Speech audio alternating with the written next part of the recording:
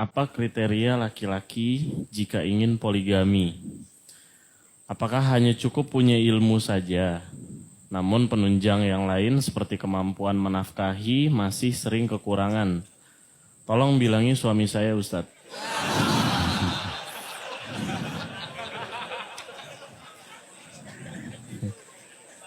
Karena suami saya dikit-dikit kasih kode mau poligami. Padahal kebutuhan rumah saja masih banyak kurangnya. Makan masih seadanya. Dan kalau saya minta skincare aja masih keberatan. Padahal cantiknya juga untuk dia. Mohon nasihatnya, Ustaz. Punya satu orang istri, Allah bebankan kepada setiap suami memberikan nafkah, gitu kan? Jadi dia dari rumah ayahnya, tadi ayahnya yang beri makan, beri minum, beri pakaian, beri tempat tinggal, apa kebutuhan dia sebagai anak perempuan selalu dipenuhi. Sekarang pindah ke rumah kita untuk memenuhi kebutuhan kita, biologis, makanan, rawat rumah, hamil, dibesarin anak-anak, maka kita diwajibkan untuk memberikan kepada dia nafkah. Dan dalam Islam dijadikan nafkah yang diberikan kepada istri dan anak ini paling besar pahalanya. Hadis sahih riwayat Imam Muslim, dinar yang kau infakkan untuk fakir miskin, pembebasan budak, ya jihad di jalan Allah pun yang kita keluarkan untuk sedekah. Kalau ada perang di Palestina kita kasih uang, tetap ya kata Nabi SAW, dan dinar yang kau berikan untuk keluargamu, istri anakmu jauh lebih besar pahalanya. Tidak usah jauh-jauh cari tempat infak nih. Itu istri tempat infak. Itu poin. Jadi kalau ini saja satu orang kita disuruh seperti ini, kalau kita mau membuka pintu poligami berarti akan ada wanita lain sama lagi persis. Dan Islam menyuruh adil. Dikasih ini sekian, ini juga harus sekian. Kata Nabi SAW, siapa yang dikaruniai 2 orang istri dan dia cenderung pada salah satunya, tidak adil dalam masalah, terutama nafkah ini ya, pemberian harta, maka dia akan datang dalam kondisi setengah badannya miring pada hari kiamat. Ini maksudnya dalam bentuk siksaan, hinaan buat dia. Oleh karena itu teman-teman sekalian, orang yang mau berpoligami dia harus tahu ilmunya. Dan juga dia harus punya ekstra banyak hal. Ekstra waktu, ekstra harta, ekstra kekuatan, memang semua ekstra. Ekstra waktu maksudnya begini. Sekarang antum kalau punya satu orang istri, teman-teman yang belum poligami misalnya, dia pulang ke rumah, di malam ini dia cukup letih misalnya, dia mengatakan, saya letih, saya mau tidur. Istrinya juga tidak terbebani, karena toh dia besok bisa biologis lagi, kan gitu. Tapi kalau poligami nggak bisa.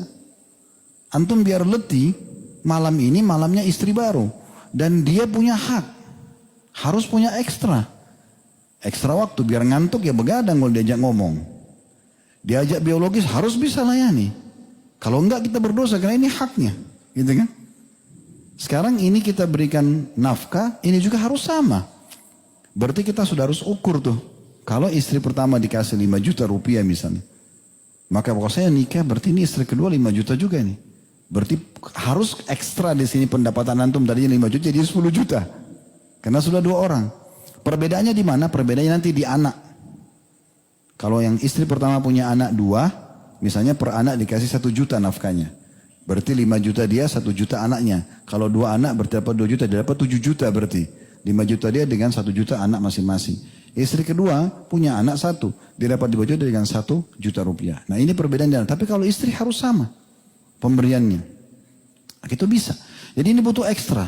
Ekstra waktu, ekstra tenaga, ekstra harta, ekstra perhatian. Dan juga harus pintar merayu. Ya. Karena dia harus bisa merayu istrinya. Yang satu ini merasa cemburu, yang satu merasa kurang. Kalau satu istri gampang. Kalau 2 istri, 3 istri, dia harus bisa meletakkan masing-masing pada tempatnya. Terkadang kita capek, jenuh dari satu rumah yang satu dengan pekerjaan, datang ke sini. Kita harus bisa berwajah, ya, tetap ceria karena ini tidak ada dosanya. Yang salah di sini, yang masalah di sini. Kita nggak bisa bawa ke sini. Itu betul-betul butuh kedewasaan yang luar biasa dalam melaksanakan ini. Jadi nggak semudah yang dibayangkan, tapi bukan mustahil tidak bisa, gitu kan? Nah kalau ini jawaban saya tadi buat ibu ini, saya akan masuk di jawaban yang nomor 2. Ini pertama, ya. Yang kedua, Kalau akhwat kita ini sering mendengarkan suaminya bilang atau kasih kode mau poligami, biar saja. Biar saja, tidak usah khawatir. Karena hampir 90% laki-laki begitu. Tapi yang melaksanakan itu di bawah 10%. Seluruh dunia ini yang poligami itu sedikit.